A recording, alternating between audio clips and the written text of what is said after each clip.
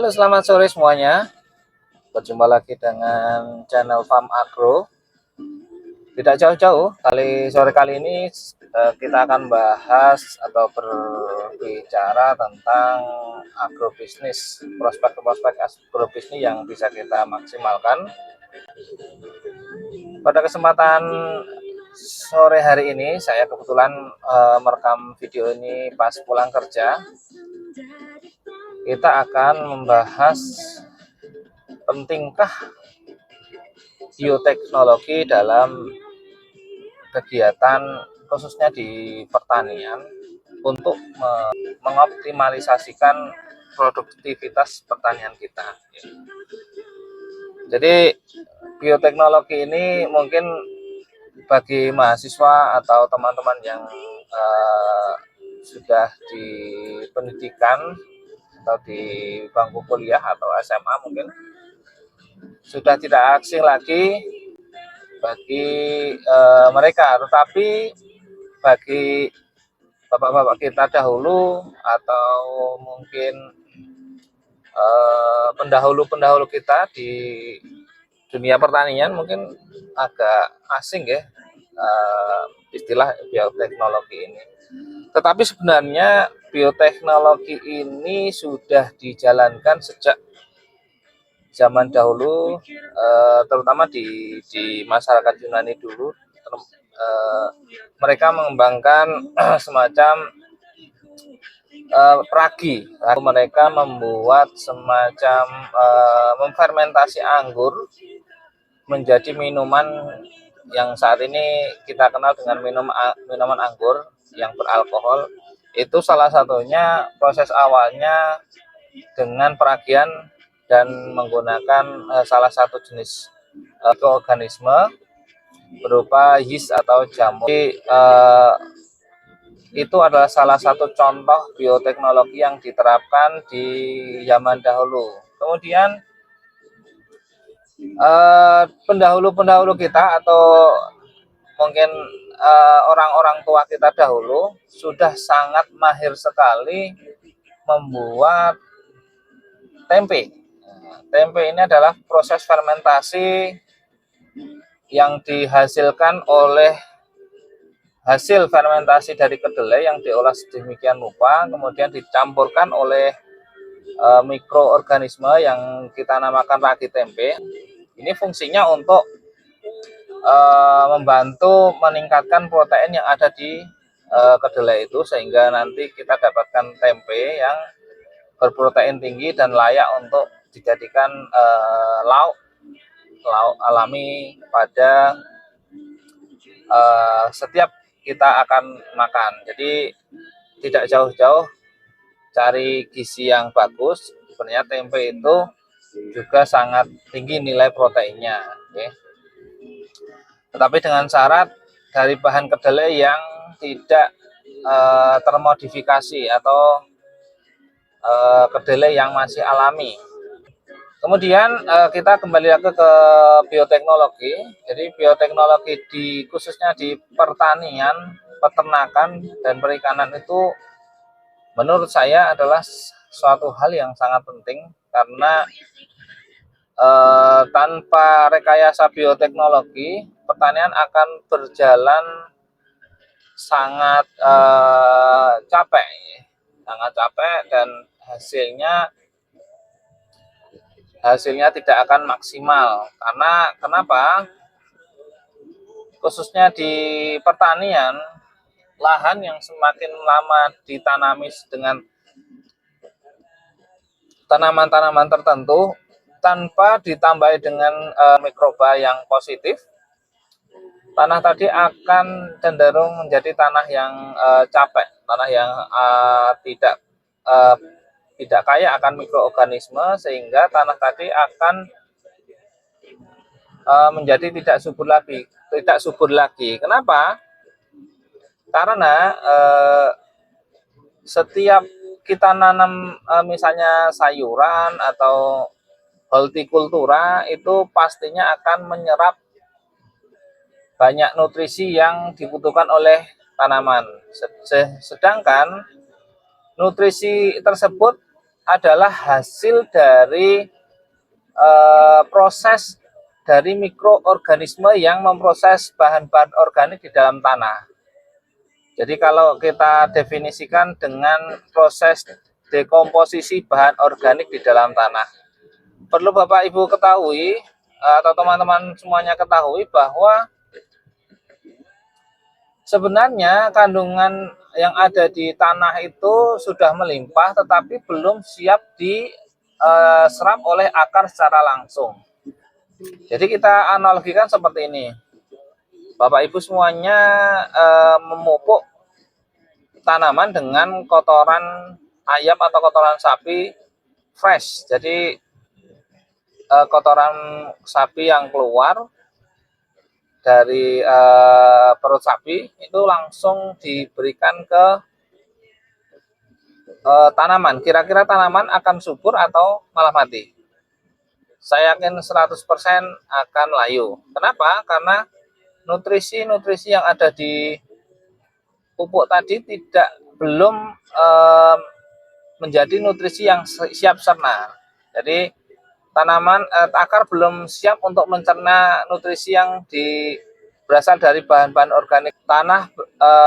Nutrisi yang ada di kotoran tadi belum matang lah istilahnya. Makanya harus difermentasi terlebih dahulu dengan berbagai jenis mikroba yang dibutuhkan dalam proses fermentasi bahan organik seperti lignolitik, selulolitik, hemiselulolitik, proteolitik, dan lain sebagainya. Itu harus ada di mikroba yang akan gunakan nanti, sehingga tanah atau bahan organik yang kita siram dengan bakteri yang terkandung di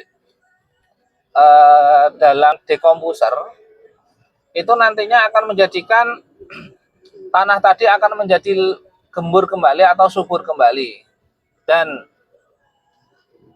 kalau tanah menjadi subur kembali, mau ditanami apapun, saya yakin tanah tadi akan menjadi sangat bagus atau sangat produktif lagi. Nah, itu dilakukan harus secara rutin, artinya setiap kali panen sayuran atau hortikultura, alangkah baiknya untuk ada perlakuan pada lahan. Nah, kita kenalkan dengan yang namanya adalah sanitasi lahan. Bagaimana cara kita menjadikan lahan tadi menjadi lahan yang subur? Lahan yang subur. Tahap pertama yaitu seperti biasa kita olah, kita bersihkan dari gulma. Kalau zaman dahulu ya bisa dicangkul, tetapi kalau tanahnya sudah luas atau skala yang komersil bisa ditraktor, kemudian pisahkan gulma-gulma atau bahan-bahan yang atau rumput-rumput yang mungkin mengganggu. Kemudian setelah dicangkul dilakukan penyiraman dengan mikroorganisme atau dekomposer organik. Ya, ini di pasaran banyak sekali jenisnya. Nanti bisa cek dekomposer organik untuk tanah. Kemudian setelah disiram dekomposer, lakukan juga untuk pengaplikasian agen hayati. Nah, atau ada istilah lain agensi hayati. Jadi agen hayati ini adalah namanya agen itu adalah perantara hidup. Hayati itu hidup. Jadi perantara yang membuat tanah tadi menjadi lebih subur. Oke. Jadi agen hayati ini banyak sekali macamnya.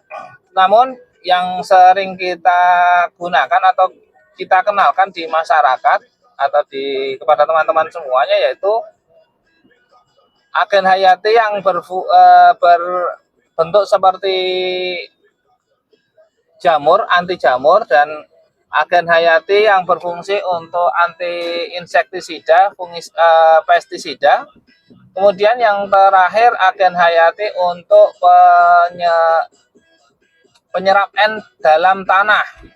Untuk yang fungisida kita gunakan agen hayati trichoderma. Nah, trichoderma ini ada beberapa jenis. Bisa menggunakan trichoderma harzianum, kemudian menggunakan trichoderma gelap, kemudian menggunakan trichoderma sp sesuai dengan sasaran apa yang akan kita cegah. Kemudian kenapa trichoderma ini penting? Karena teman-teman tahu bahwa penyakit di tanaman ini 60-70% itu disebabkan oleh mikroorganisme, bisa dari jamur atau dari virus dan bakteri. Yang dari jamur ini mungkin secara kasat mata seperti layu batang, kemudian mungkin ada layu daun, kemudian patek dan lain sebagainya, itu rata-rata disebabkan oleh jamur. Nah, jamur atau fungi ini sangat subur sekali ketika musim hujan datang. Nah, jangan kaget kalau jenengan nanam cabai kemudian di situ banyak hujan yang datang, itu banyak patek. Nah, patek itu disebabkan oleh jamur yang tumbuh subur pada buah cabai atau tanaman. Nah, antisipasinya yaitu bagaimana? Antisipasinya kita pakai trichoderma tadi, kita semprotkan, dia akan memakan jamur-jamur patogen yang lain. Artinya nanti jamur yang ada trichoderma tadi akan memakan jamur-jamur yang merugikan tanaman. Jadi sebelum menyerang ke tanaman, jamur tadi akan memakan jamur yang merugikan, seperti penyebab layu tadi. Nah, itu juga berlaku untuk tanaman-tanaman selain hortikultura, seperti tanaman perkebunan seperti sawit, kemudian tanaman-tanaman buah, di mana khususnya di sawit ini adalah musuh terbesarnya di layu pada pangkal batang, dan kelamaan akan menjadi mati sawitnya. Jadi jenengan sudah capek-capek nanam, nunggu 5 tahun berbuah, setelah buah baru 2 tahun sudah mati, itu kan dan merupakan kerugian yang sangat besar. Makanya dengan investasi sedikit pembelian agen hayati trichoderma nanti akan mencegah tumbuhnya jamur yang bisa menyerang tanaman, khususnya di tanaman sawit. Nah, kemudian itu tadi yang untuk trichoderma, bagaimana pola untuk mencegahannya, kemudian cara aplikasinya itu sangat mudah sekali, cukup disiramkan atau disemprotkan pada seluruh bagian tanaman. Jadi untuk organik itu sebenarnya semakin banyak semakin bagus, tetapi masalahnya kalau jenengan beli itu jatuhnya akan menjadi boros gitu. Jadi untuk semua bahan organik sebenarnya nggak ada efek sampingnya kalau kebanyakan, cuma jenengan boros aja gitu. Kemudian yang kedua tentang metarhizium atau anti insektisida alami, dia akan menyerang di insek-insek. Jadi misalnya kita semprotkan di daun, insek tadi akan memakan daun, dan lama-kelamaan tubuh si insek tadi akan keracunan dan lama-lama akan mati, jatuh ke tanah. Nah, biasanya kalau sudah jatuh ke tanah itu akan tumbuh seperti miselium putih di seluruh badan si insektisida tadi. Kita contohkan di belalang atau di wangbung atau di uret, itu juga bisa. Kalau dia makan nanti uret lama-lama akan menjadi mati dan akan tumbuh jamur yang banyak. Nah, itulah salah satu cara antisipasi untuk anti insektisida dan pestisida alami. Jadi kita kembali ke sanitasi tadi, kita taburkan agen hayati. Setelah dekomposer atau mikroba baik kita siramkan, kemudian tambahkan agen hayati. Nah, setelah itu dilakukan, kalau mau hemat untuk tidak membersihkan rumput itu bisa pakai mulsa. Nah, itu sangat efektif sekali untuk mencegah tumbuhnya rumput. Tetapi kalau misalkan tidak, itu bisa diaplikasikan langsung ke tahap fermentasi di lahan. Jadi setelah penaburan tadi, kita bisa biarkan minimal di 3 hari, atau semakin lama semakin bagus. Nah, setelah itu kita barulah tanah tadi atau lahan tadi bisa digunakan untuk keperluan penanaman sesuai dengan tanaman yang akan kita kehendaki. Jadi seperti itu untuk sanitasi lahan. Ini sangat mudah sekali ya. Kenapa hal-hal yang simpel seperti ini kadang kita para petani kelupaan untuk mengaplikasikannya. Jadi yang dibayangkan mereka ketika nanam cabai misalnya, itu adalah panennya berapa, harganya berapa, kemudian keuntungan berapa, tetapi langkah yang paling penting di awal tadi terlupakan.